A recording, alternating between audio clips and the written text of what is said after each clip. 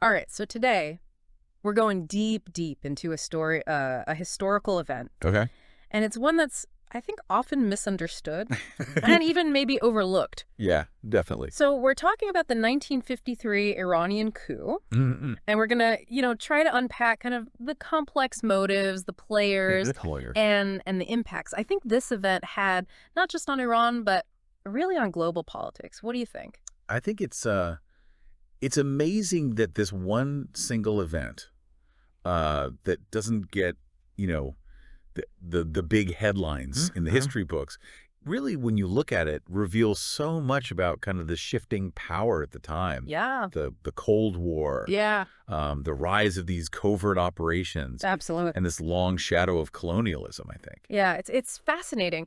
And to really get into it, I think we've got some good sources this time. Yeah. So we've got some declassified CIA documents. Mm. We've got some firsthand accounts from people who were there, Huh. and even a podcast, believe it or not, with a former CIA officer. Oh, wow. Talk about getting an insider's perspective. Yeah. Yeah. I mean, that's how you really, get into the nitty gritty, I think, of Yeah. why things happen, For sure. not just what happened, Exactly. and how it's continuing to shape the world today, really. Absolutely. So to set the stage, Okay. we're talking about Iran in the early 1950s. Early 50s. And this is important.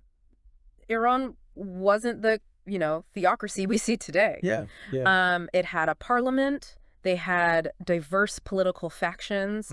And, there was this kind of simmering resentment towards the West's control of its oil. Well, and it's really important to remember that at this time, Iran was kind of undergoing this Yeah. huge social and political change. Yeah. It's in flux. It's wrestling with its place on the world stage. Yeah. For sure, and nature. in flux. Yeah. And at the center of it all is oil, right? Yeah. This is the thing. The Anglo-Iranian Oil Company. Or AIOC. AIOC. And this is the, forerunner to BP. Okay. They had this tight grip on Iran's vast oil reserves. Right. So they're extracting enormous profits for Britain. Yeah. But a lot of Iranians are living in poverty. Of course. This is creating a lot of resentment, Yeah. understandably. Yeah, absolutely. I mean, you have this symbol, right, of Western dominance and exploitation. Yeah. And of course, this is fueling nationalist sentiment. Yeah. It's creating this fertile ground for figures like Yeah. Mohammad Mosaddegh. Mosaddegh. Yeah. This is a key figure. So he's this charismatic prime minister of Iran. And in 1951, he nationalizes the oil industry. Yeah. I mean, this sends shockwaves across the world. It does. Yeah. He rides this wave of popular support, and it's a direct challenge to really British interests. Absolutely. It's his bold attempt to reclaim control Yeah. of Iranian resources. Okay, so how do the British react to this? I mean, this is their cash cow, right? Well, yeah, they're in a real bind. I mean, their economy was Yeah. heavily reliant on Iranian oil. I mean, they can't just lose access to this. Yeah. It's unacceptable to them. And so, their initial response is they're all over the place. Okay. Diplomacy, Okay. legal challenges. Mm-hmm.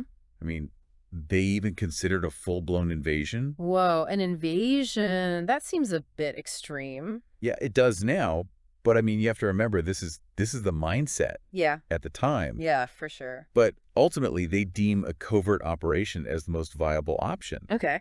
And so this is the birth of Operation Boot. Operation Boot. Yeah, it was a plan to, undermine Mossadegh through, propaganda, these pressure tactics, and ultimately to remove him from power. Okay, so this is where things get really interesting. So the British have been kicked out of Iran. Right. Embassy closed, agents expelled. They need a new partner to carry out this covert plan. And that's where the CIA comes into the picture. Yeah, so the British, they framed the situation as this Cold War battleground. Right. And they're playing on American fears, Yeah. right, of communist expansion. Yeah. And so they successfully convinced the U.S. to get involved. Even though Mossadegh, I mean, he wasn't a communist. No, he wasn't. Yeah. But the British, they painted him as a threat Yeah. to Western interests. And, I mean, we've seen this tactic, repeated Yeah. time and again, haven't we? Oh, yeah. Throughout history. Yeah. And it's also a pretty clear indication of, this power shift that's happening. Yeah. Britain, this declining empire, needs help from this rising superpower, the U.S., Mm-hmm. to protect its interest. Yeah, that's a good point. Okay, so the stage is set. We got the British and Americans in cahoots. Right. They're determined to oust Mosaddegh. But who do they pick to lead this covert operation? It's none other than Kermit Roosevelt Jr. Kermit Roosevelt. Yeah, grandson of Teddy Roosevelt. And he's this CIA operative. One person described him as the last person you'd expect to be up to his neck in dirty tricks. Kermit Roosevelt. What an interesting choice. Yeah. So what do we know about him? Why him? Well, he may seem like an unlikely spy at first. I mean, he's got this academic background. Right. And he really enjoyed, the finer things in life. Okay. But he was, very skilled in manipulation, and he had impeccable social connections. Okay. And part of this operation I read involved taking over the MI6 network. What does that even mean? Well, essentially, the British just handed over their existing spy network in Iran Wow. to the DIA. Yeah. So this included some key assets, like the Rashidian brothers. Okay. And, they were infamous for their ability to mobilize street mobs, Okay. which is, as we'll see, Yeah. a tactic that became crucial in the coup. Wow. Using street mobs. That adds a whole other level of complexity. Yeah. But first they need a plan. So what exactly did Kermit and his team have in mind? So the plan, codenamed TPAJAX. TTAJX. It's pretty audacious. So they needed to get the Shah of Iran, Mohammad Reza Pahlavi, to sign decrees Okay. dismissing Mossadegh and installing General Fazlollah Zahedi, who was, a more pliable military figure. Okay, so we have this young Shah, right, caught in the middle of all of this. How do they even plan to get him on board with this? Well, they tried to influence him through various channels. I mean, even through his twin sister, who was living it up on the French Riviera. Oh, wow. Lavish lifestyle.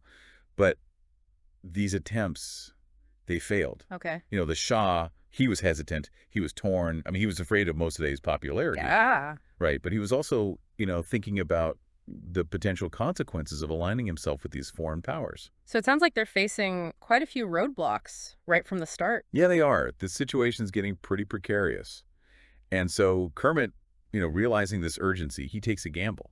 Okay. And he decides to break cover and meet with the Shah directly. Wait, break cover. That's incredibly risky. Oh, absolutely. I mean, if he gets exposed, Yeah. the entire operation could be compromised. For sure. But it's a desperate move. It's driven by the need to, secure the Shah's cooperation. Yeah. So they have this clandestine meeting at the palace, shrouded in secrecy. It's a turning point. We can only speculate about what, promises were made or pressures applied. Yeah. But ultimately, the Shah agrees to sign the decrees. Okay, so they have the Shah on their side, at least on paper. On paper. But I have a feeling this is just the beginning. Oh, you're absolutely right. Even with the Shah's signature, things were about to go spectacularly wrong. Right. The execution of the coup quickly descended into this, comedy of errors. Oh, I bet. So what happened? What went wrong? I guess we have to wait till part 2 to find out. You do. All right. Okay, so last time we left off with Kermit, he had secured the Shah's signature on those decrees to, dismiss Mossadegh, install General Zahedi. It seemed like everything was going according to plan for the coup. Yeah.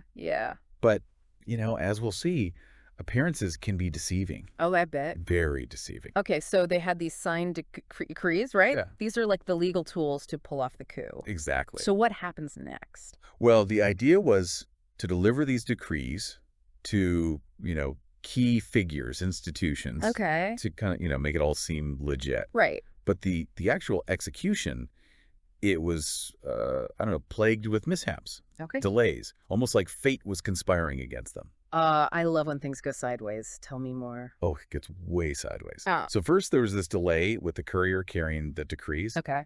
And he arrives at the palace. But the Shah, he'd already left for his hunting lodge in the Caspian Sea region. Oh, no. All right, so they're off to a great start. What do they do? Okay, so they scramble to send Colonel Nasiri, who is the head of the Imperial Guard. Okay. They send him to the hunting lodge to get the Shah's signature, Right. which he managed to do. Okay. But then storms rolled in, Right. so he couldn't fly back to Tehran. So they have a signed decree stuck in the Caspian Sea Right. because of bad weather. Exactly. What's Kermit doing while he's waiting? Well, some accounts say he's just hanging out by the pool, sipping vodka lime rickies. Oh, wow. Anxiously waiting. Okay. It's kind of this surreal image. Yeah. This, mastermind of this high-stakes operation seemingly unfazed. I gotta admire the ability to stay calm under pressure. Right. Maybe it was overconfidence, though. Maybe he just thought it would all work out. Yeah. But either way, the delays continued. Right. Nasiri finally makes it back to Tehran with the signed decrees. Okay. But then they hit another obstacle. The weekend. The weekend. How can the weekend be a problem? Well, in Iran, at that time, the weekend started on Saturday evening. Okay. Meaning government offices, institutions, they're basically shut down. They couldn't deliver the decrees until Sunday night. Got it. Which just threw everything off. Every time they make progress, something else gets in the way. How frustrating. Incredibly frustrating. And it just, amplifies the pressure, the risk of exposure. Yeah. It's getting pretty intense. So what are they doing while they're waiting for the weekend to end?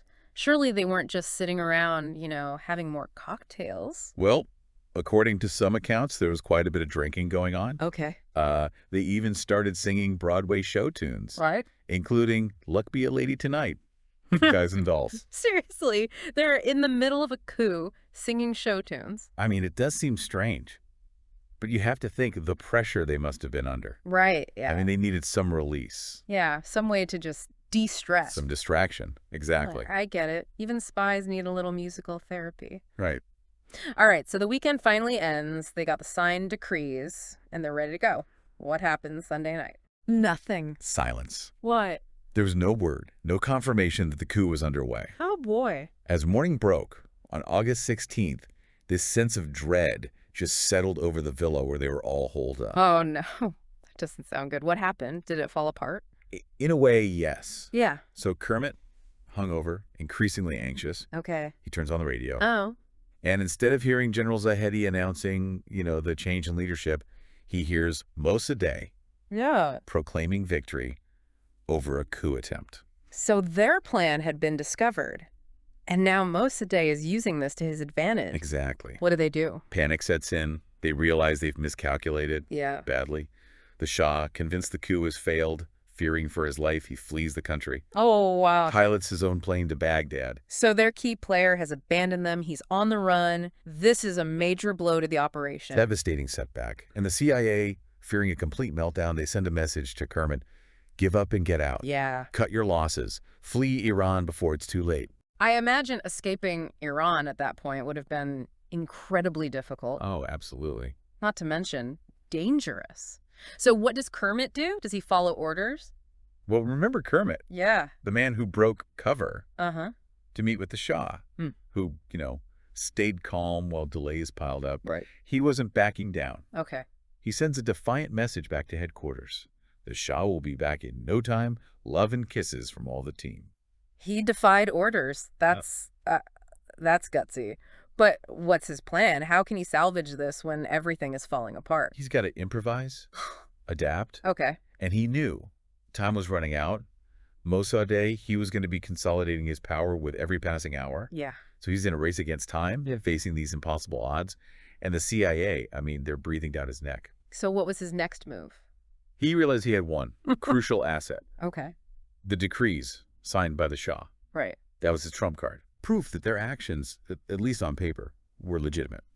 So he set about disseminating these decrees as widely as possible. Interesting. How do you do that in a time before the internet, social media? Well, he tracked down some of the few copy machines in Tehran. Okay. And started making copies. And, these machines, they were a novelty then. Yeah. People were amazed by them. So Kermit Roosevelt, CIA operative, is running around Tehran making photocopies. It's kind of comical. It is, isn't it? But it shows how technology, even in its early forms, can really shape events. Absolutely. Okay, so he's making copies of these decrees. What does he do with them? Distributes them to newspapers, military commanders, anyone who could help sway public opinion. Okay. Create confusion. The goal was to just undermine Mossaddegh's authority. Yeah. Create this impression that Zahedi was the legitimate leader. Classic propaganda, right. Control the narrative, control the people. Exactly.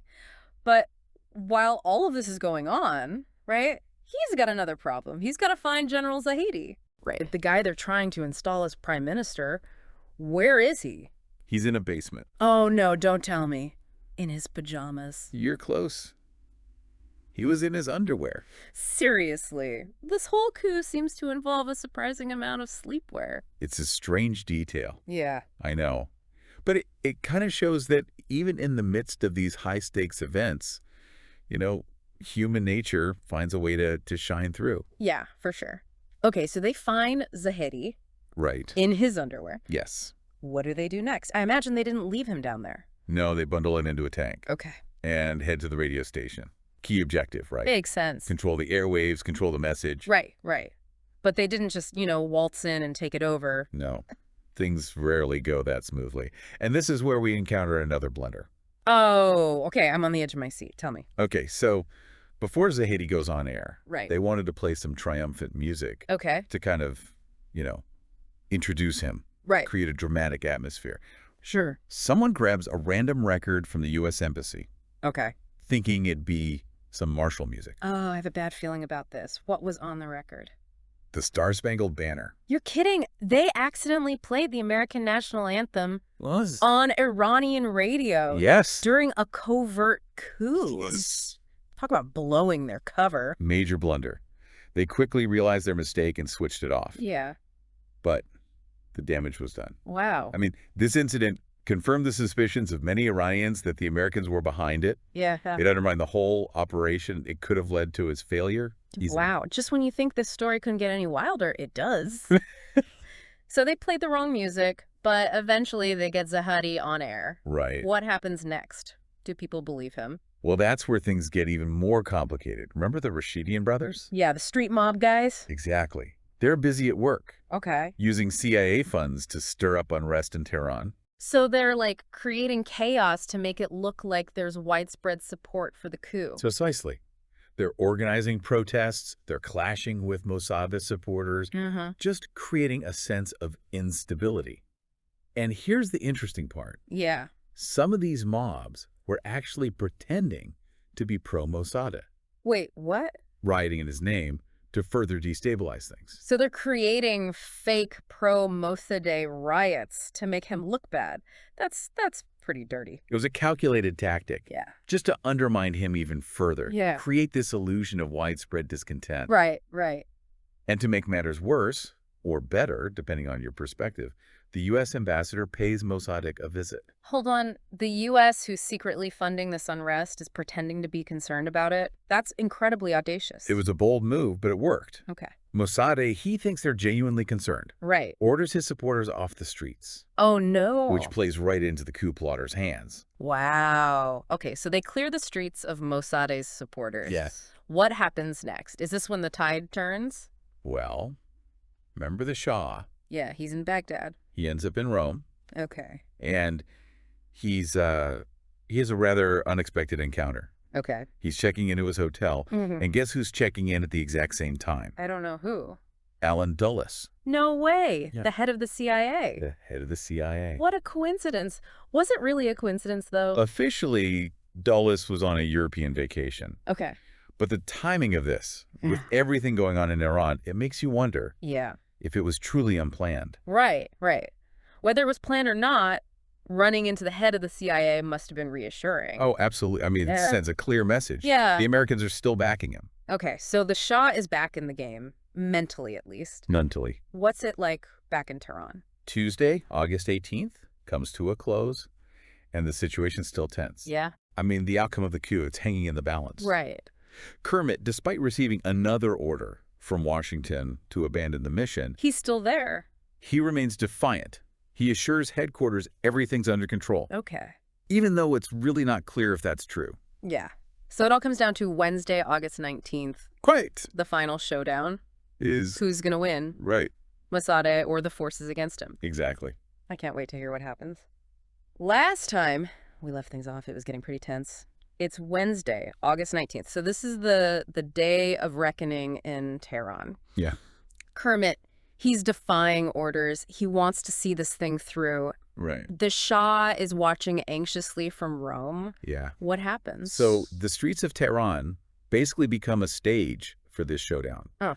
Between those loyal to Mosaddegh Okay. and those supporting the coup. Okay. It's chaotic. You have a mix of, genuine protesters, people who are paid to be there. Right. And then these interesting groups called houses of strength. Houses of strength. What are those? So think like athletic clubs. Okay. But with this like strong political, social presence, they were often associated with like nationalism, traditional values. Okay. And they added this really interesting, I guess, theatrical element to the protest. They would show off, feats of strength and draw in these larger crowds. So they were kind of like the sports stars of their time. Yeah. Adding spectacle and a bit of intimidation. Exactly. Okay. I mean, imagine these incredibly strong figures, some even carrying barbells Wow. as they marched towards government buildings, Yeah. chanting slogans against Mosaddegh. It's like a carnival atmosphere. Yeah, kind of. But with much higher stakes. Absolutely. And to add to the complexity, religious groups also joined in, lending their voices against Mosaddegh, which further isolates him, erodes his support. So the pressure is mounting. Yeah. How does Mosaddegh respond? Defiant. But his options are dwindling. I mean, he's essentially under siege in his own house, tanks surrounding the building. And Kermit's still kind of running the show. He is trying to orchestrate this final push. Yeah. And even as things seem to be, moving in their favor, he gets another message from Washington. Okay. Direct order. Abandon the mission. Get out of Iran. Wow, they're really pulling the plug. Yeah. What does he do? Ignores it. He ignores it. Again. He's too close. Wow. He wasn't giving up. Okay, so he doubles down. What's he focusing on? Key objectives, like the radio station. Makes sense. By mid-afternoon, they had seized control of it, Okay. and they broadcast Zahedi's announcement as the new prime minister. So after all the setbacks, the blunders, Yeah. they finally achieved this main objective. But you mentioned something about another near disaster at the radio station. Oh, yeah. The infamous Star-Spangled Banner incident. Okay, remind me. So before putting Zahedi on air, they wanted to, again, play some dramatic music, to herald his arrival. Okay, yeah. Someone grabs a record from the U.S. Embassy, assuming it would be, some rousing march. Right. They end up broadcasting the American national anthem No way. to the entire nation of Iran. That's unbelievable. They almost blew their cover with a musical mishap. Right. It was What did they do? they quickly realized and switched it off, but it was close. Yeah, that could have turned the tide. For sure. So they recovered from the musical blunder. Zahedi's on air. He's declaring himself the new prime minister. Yeah. What happens to Mosaddegh? So Mosaddegh, hearing this broadcast from his house, he knows it's over. Yeah. He decides to flee, Okay. escapes through back gardens, over rooftops, Oh, wow. while tanks are shelling his house. Wow. There's even this account of him walking past a group of people on a rooftop, Oh, wow. just calmly sipping tea, watching the chaos unfold below. It's just this surreal image of like a nation in turmoil, you know? Yeah. The prime minister's on the run and people are just having tea. Right. Where does Mosaddegh end up? He eventually surrenders. Placed under house arrest, the coup was successful. So the Shah, back in his hotel room in Rome, I imagine he's pretty happy. Elated. He reportedly told reporters, "I knew it. They love me." That's, I mean, a bit delusional. Maybe. But, the Shah was a complex figure, Yeah. caught between his ambitions Yeah. and these forces that were shaping Iran. Okay, so the Shah returns to Iran. Mossadegh's out. Right. What happens next? What are the long-term consequences of all this? So the coup had these profound and lasting impacts on Iran, on U.S.-Iran relations. Okay. The AIOC, the British oil company, they're back in business. But now they had to share profits with American companies, Okay. which reflects kind of, this shift in global power Yeah. with the U.S. asserting its influence. So win for the West, at least in the short term. But what about the Iranian people? How did they react to all of this? A lot of resentment, anti-Western sentiment. Yeah. They saw it as a violation of their sovereignty, Right. a reminder that they were vulnerable to foreign manipulation. Yeah. And this resentment, it festered for years, Right. contributed to the growing unrest Yeah. that led to the Islamic Revolution in '79. That's a really good point. So the coup, while it achieved its kind of immediate goals, Right. it ultimately backfired, creating the very conditions that led to the Shah's downfall. Right. The rise of a theocratic regime. It's kind of a classic example of unintended consequences in foreign policy, isn't it? It is. And it raises these important questions about, the ethics of these covert interventions. Yeah. Can a nation truly impose its will on another without creating long-term instability, resentment. And that's a question that I think still haunts us today. For sure. We're still grappling with the legacies of past interventions. Absolutely. So the 1953 Iranian coup, it's a cautionary tale. It's a reminder that even the best laid plans can have these unforeseen and often devastating consequences. For sure. It's a story filled with intrigue, deception, and ultimately, I think, tragedy. It makes you wonder how things might have been different if Kermit had followed orders. Right. If he had fled, would the Shah have been able to hold on? Would Iran have taken a different path? Those are really fascinating questions. Unfortunately, history doesn't give us do-overs. We can only learn from it. Yeah, that's true. Well, this has been certainly an eye-opening deep dive for me. Thank you for guiding us through this. My pleasure. It's a story that deserves to be remembered, Yeah. understood, not just for its historical significance, but for the lessons it offers about power, intervention, Yeah. and the impact of our choices. And for anyone listening who wants to delve deeper, Yeah. I mean, there's tons of resources available. Books, documentaries, declassified CIA documents. Yeah. Be prepared to go down a rabbit hole. That's the beauty of history. Well said. Until next time, keep exploring, keep questioning, and keep diving deep.